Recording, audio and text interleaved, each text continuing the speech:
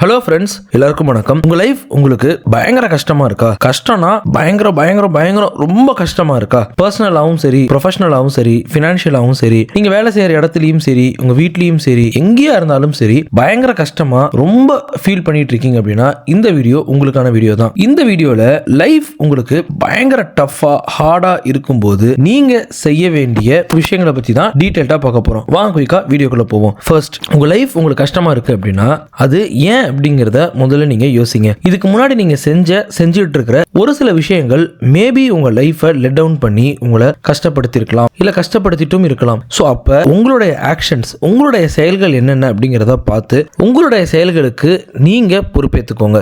ரெண்டாவது, ஒரு ப்ராப்பரான ஒரு பிளான் அப்படிங்கறத கிரியேட் பண்ணுங்க. ப்ராப்பரா பிளான் பண்ணுங்க. லைஃப் கஷ்டமா இருக்கு அப்படின்னா முதல்ல அதை புரிஞ்சுட்டு அதுல இருந்து எப்படி வெளியே வர்றது அப்படிங்கிறதுக்கான ஒரு ப்ராப்பரான ஒரு பிளான் அப்படிங்கறத நீங்க உருவாக்குங்க. என்னென்னலாம் பண்ணணும், என்னெல்லாம் உங்களால பண்ண முடியும், எந்தெந்த விஷயம்லாம் உங்கள்ட்ட கண்ட்ரோல்ல இருக்கு அப்படிங்கறத தெரிஞ்சுக்கிட்டு எப்படி உங்க லைஃப் இந்த கஷ்டமான டைம்ல இருந்து எப்படி உங்க லைஃபை மீட்கிறது அப்படிங்கிறதுக்கான ஒரு ப்ராப்பரான பிளான் அப்படிங்கறத பண்ணுங்க. மேபி இதை கேட்கறதுக்கு உங்களுக்கு பயங்கர கஷ்டமா இருக்கலாம், பட் ஆக்சுவலா இது அவ்வளவு சிரமம்லாம் கிடையாது. உங்க லைஃப்ல உங்க பிரச்சனைகளுக்கு உங்களை விட வேற யாரால பெட்டரான ஒரு பிளானை கிரியேட் பண்ண முடியும் நீங்க நினைக்கிறீங்க? சோ நீங்க ஒரு ப்ராப்பரான ஒரு பிளான் அப்படிங்கறத கிரியேட் பண்ணுங்க. உங்க லைஃப்ல நடக்கிற ஒவ்வொரு விஷயத்தையும் ஒரு எக்ஸ்பீரியன்ஸ், அனுபவமா பாருங்க. கண்டிப்பா உங்களுக்கு கசப்பான விஷயங்கள் அப்படிங்கிறது நிறைய நடந்திருக்கும். எனக்கும் பர்சனலா நிறையவே நடந்திருக்கு. பட் அது எல்லாத்தையுமே ஒரு எக்ஸ்பீரியன்ஸா, அனுபவமா அதுல இருந்து என்ன லேர்ன் பண்றது அப்படிங்கறத நம்ம பார்க்கணும். ஒரு கசப்பான ஒரு விஷயம் நடந்துருச்சு அப்படின்னா அதுல இருந்து எப்படி லேர்ன் பண்ணி நம்ம எல்லாமே எப்படி இம்ப்ரூவ் பண்ணி க்ரோ ஆகிறது அப்படிங்கறத நம்ம பார்க்கணும். நான்காவது,